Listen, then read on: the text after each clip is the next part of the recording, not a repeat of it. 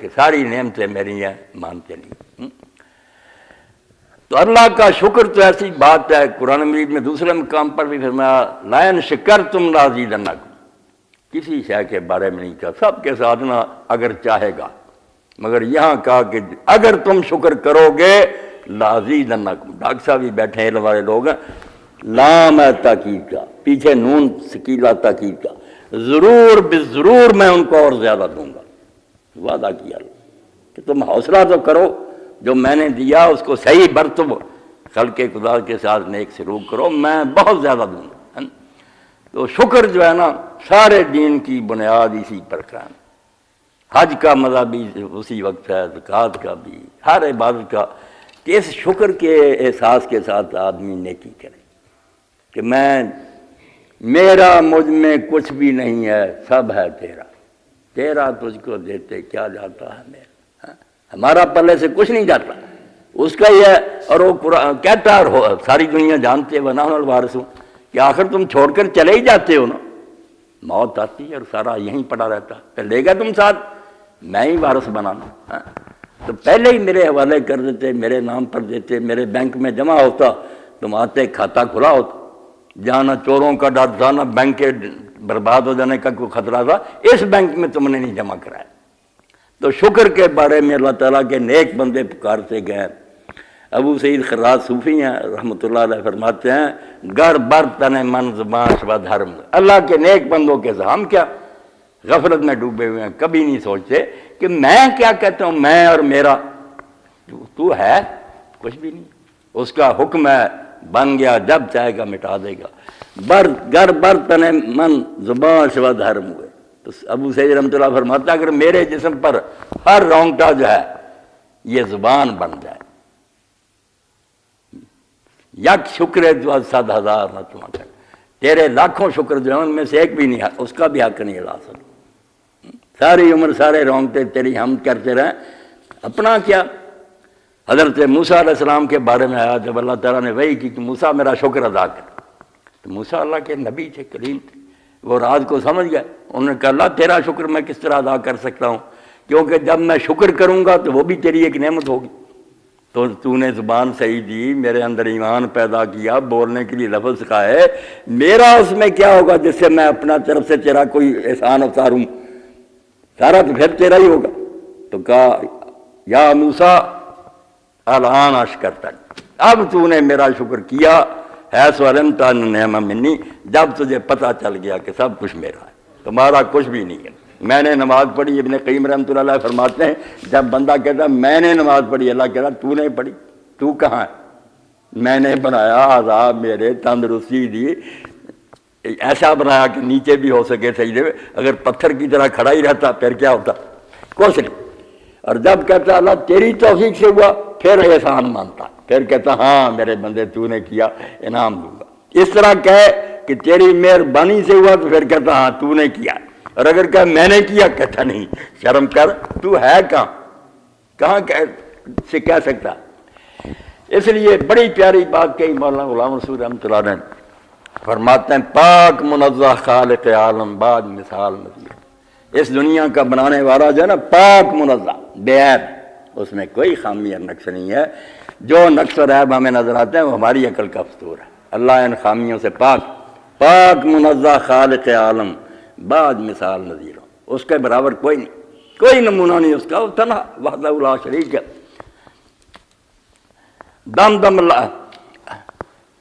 پاک منزہ خالق عالم بعد مثال نظیر، اس دا شکر نہ قدر بندے دا عقلاں دی تقدیر، ہم سارا زور اپنی عقلوں سے لگا رہے ہیں، شکر نہیں ادا کرتے، ہم کوئی الگ شے ہوں پھر ہے نا اس نے زیادہ احسان کیا، ہم نے بھی مقابلے میں کچھ کر دیا، ہم تو ہے ہی نہیں، ہم تو اس کا حکم ہے، وہ اشارہ کرتا بن جاتے، جب چاہتا فنا کر دیا، یہ اس کی مہربانی ہے کہ اس آیت کریمہ میں فرمایا وَكَانَ اللَّهُ شَاكِرًا، بھئی اللہ بھی شکر گزار ہے، جب تم نیکی کرتے ہو قدر کر، ہم قدر ترجمہ کر لیتے ہیں تاکہ ادب رہے، ورنہ لفظ تو شکر کا ہی کہ تم بھی شکر کرتے ہو، اللہ بھی شکر کرتا، تمہاری نیکیوں کی قدر کرتا ہے، اس کو بہت درجہ دیتا ہے اور مانتا کہ میرے بندے نے بہت اچھا کیا، اور وہ علیم ہے، جانتا۔ تو اللہ رب العالمین نے اپنا شکر جو ہے نا یہ بندوں پر لازم کیا، اور اس سے ہی ساری عبادتوں نے جنم لیا۔ انسانوں کے ساتھ بھی جو ہمارے معاملات درست ہوتے ہیں، والدین کی عزت ہے، رشتہ داروں کی پڑوسی، بنیاد کیا؟ شکری. کیا ہم احسان مانتے ہیں کہ انہوں نے ہمیں پالا تھا، گود میں اٹھایا تھا؟ ورنہ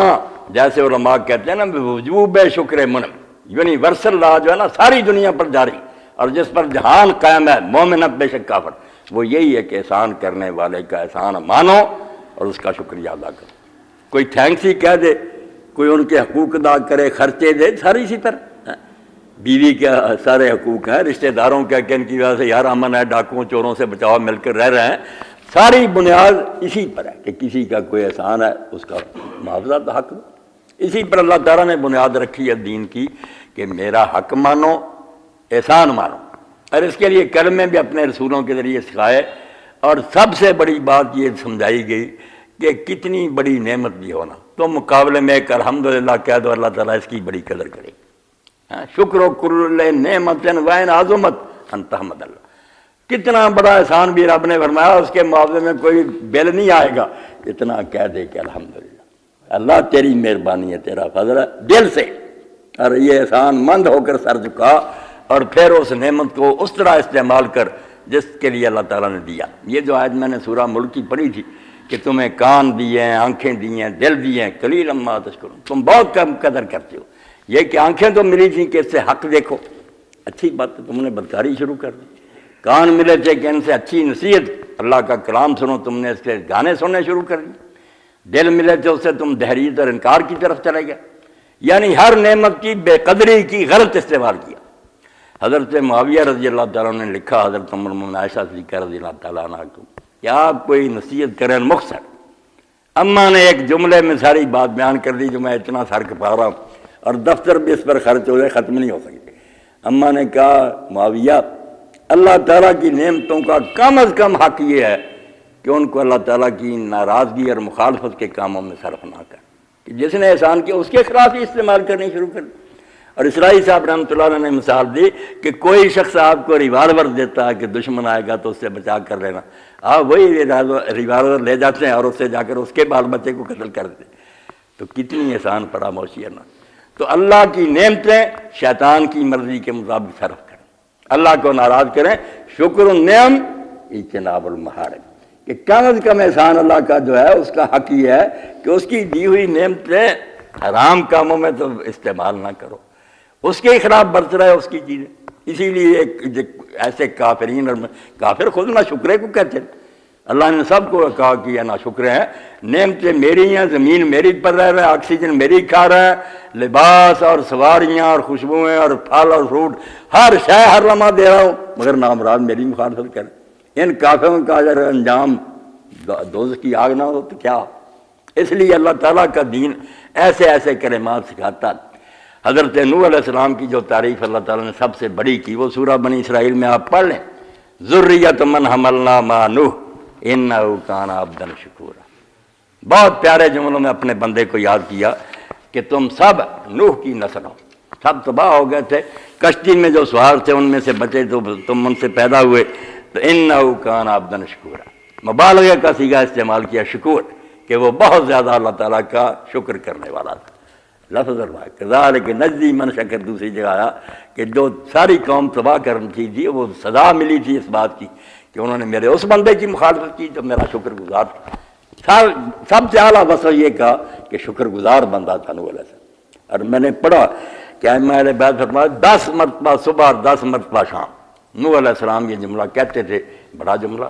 ما اصبحت بی من نعمت عافیۃ فی دین او دنیا فمن کا وحدک لا شریک لک لک الحمد ولک شکر حتی ترضی وبعد رضا. اے اللہ، صبح کا وقت ہو یا شام کا، جو تندرستی اور نعمت مجھے ملی ہوئی ہے یہ سب تیری طرف سے ہے، کسی دوسرے کا اس میں کوئی حصہ نہیں. تو تنہا دینے والا، تیرا ہی شکر ہے، تیری حمد ہے، اور اتنی حمد اور شکر ہے جس سے تو خوش ہو جائے، اور اس کے علاوہ بھی جو جتنی تو چاہتا ہے نا میں اتنی تیری حمد کرتا ہوں. اللہم ما اصبحت بی من نعمت عافیۃ من دین و دنیا فمنک وحدک لا شریک لک فلک الحمد ولک شکر حتی ترضی وبعد رضا. اللہ کے رسول علیہ السلام نے سکھایا کہ صبح ہو تو ما اصبح کہو، شام ہو تو ما امسا کہو. یہ جملہ کہہ دیا کرو، ما اصبح بی من نعمت فمنک وحدک لا شریک لک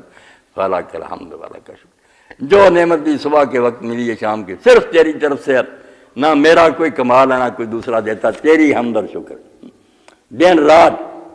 مگر اس میں پر وہ موسیٰ علیہ السلام کی طرح اگر مان جائیں کہ ہم سے شکر ادا نہیں ہو سکتا، ہم جتنا جی چاہے کریں نا، کچھ بھی نہیں، رائی بھی نہیں، کوئی الگ سے ہمارے پاس سے ہو تو پھر ہے نا، سب تو پھر تیرا ہی فضل ہے۔ عز کمال خدا دے حمدو ہر ذرہ اقراری، دم دم لکھ لکھ لوں لوں حمدوں تھیے نہ شکر گزار۔ ایک ایک سانس میں ایک ایک رونگٹے سے لاکھ لاکھ بار تو حمد کرے نا، حق نہیں ادا کر، سب کچھ اسی کی طرف سے ملتا۔ میں اسلام آباد گیا تو میرے دوست سے ڈاکٹر بشیر سے چھوڑنے آیا تو پتہ چلا کہ قریب ہی ہے یار گولڑا شریف، سید نیت علی شاہ رحمۃ اللہ علیہ کی قبر۔ میں نے کہا یار قادیانی کا انہوں نے بڑا مقابلہ کیا، بڑے لوگوں نے کتابیں لکھی مگر ان کی کتابیں بہت علمی اونچی ہیں، ان کو عام لوگوں کے لیے سمجھنا ہی مشکل، دانت کھٹے کر دیے تو جانا تھی۔ تو قبر پر میں گیا تو وہاں جو نا اوپر چھت ڈالی ہوئی تھی، ربائی لکھی ہوئی تھی بالکل ایسی، اسی وقت مجھے یاد ہوگی کہ تو بندے سوچ تو صحیح، تیرا اپنا ہے کیا، کس بات پر تو کہا کہ میں نے یہ کام کیا۔ ہیج کسے بخیشتن راہ نہ رود وسوئے، کہ کوئی بندہ جو اللہ کی طرف چلتا نا، کوئی نیکی کی توفیق ہوتی، وہ اپنے پاؤں پر نہیں چل رہا، بلکہ بپائے او رود ہر کے رود بسوئے، جو بھی اس کی طرف چل رہا ہے وہ اس کے دیے ہوئے پاؤں پر چل رہا۔ تیرا کیا جس سے تو چل رہا، حج کے لیے گیا یا جہاد کے لیے، پاؤں کس کے، بلکہ بپائے او رود ہر کے رود بسوئے، طالب او کسے نہ شد نہ تا نہ بددو تر، جب تک وہاں سے نہیں نا ارادہ ہوتا کہ اس بندے کو ہدایت دی جائے، کوئی اس کا طالب نہیں ہو سکتا۔ یہ جو نا میں نیکی کرنے لگ گیا میرا کوئی کمال، کتنے مجھ سے زیادہ داناز کافر جا رہا، تا نہ بددو طلب طالب او کسے نہ شد، یہ ہما جستجو ما ہست جستجو، ہمارا یہ سارا بھاگ دوڑ کرنا جو نا دین کے لیے، یہ اصل میں اس کے اندر ارادہ ہوا پہلا، اس نے چاہ ویخ یحبو حمدی رمضوں بل بل کھڑے تگانے والی رام سے ہوتا ہے۔ جب اللہ نے کہا کہ مومن لاؤں گا، منافقوں کو کہا نا کہ اگر تم مرتد ہو جاؤ گے میرا کیا بگاڑو گے، میں اور قوم لے آؤں گا، اور ان کی صفت کیا بیان کی، یحبہم و یحبونہ، پڑھے لکھے بیٹھے، پہلے یہ کہا کہ وہ ان سے محبت کرے گا اللہ، اور پھر وہ اس سے محبت کریں گے، لوگ محبت بعد میں کریں گے، پہلے وہ ان سے محبت کرے گا۔ تو یہ کہتے ہیں مولوی رحمۃ اللہ علیہ، تے تقدیم اسے درباروں پھر ہر خود ناتان،